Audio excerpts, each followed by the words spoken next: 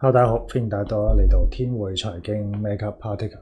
今日同大家介紹9618京東集團呢個股票啊。咁近日啦，中國政治局會議咧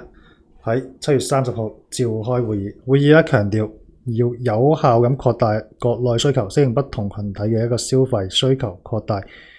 優質供應，挖掘服務消費嘅生產力，紮實咁推進陸張網嘅規劃建設啦，加快現代化產業體系嘅建設，加強對基礎研究嘅一個長期穩定支持，深入實施人工智能加嘅行動，發展智能經濟新形態，完善人工智能嘅治理體系。咁整體重點咧都係要一個有效擴大啦國內嘅需求，同埋咧積極推動前沿技術突破，同埋未來嘅一個產業發展。咁從一個政治局會議嘅方向嚟睇咧，京東集團咧亦都係比較充分受益於呢一個政治局會議政策嘅方向嘅。咁我哋都可以睇下點樣利用我哋嘅天匯指標啦，去睇翻京東集團當中嘅一啲投資嘅機會。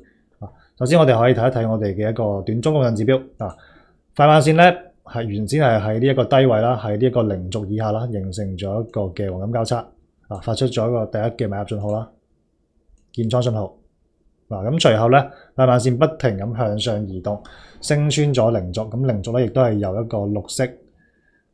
由紅色啦轉咗係綠色嘅一個強勢。兼且咧升穿咗之後咧，出現咗一個紫色柱，短期、中期共振嘅一個信號。跟住隨後咧，倒影力量亦都係啦，轉為咗呢一個嘅綠帶。首先股價啦係升穿咗呢一個嘅倒影力量嘅底，紅色底。隨後咧升穿埋紅色頂，跟住咧倒影力量變埋咗做一個綠影，並且一直喺個綠影頂部咧運行。咁都見到京東集團咧係迎嚟咗一個比較強勁嘅一個反彈趨勢。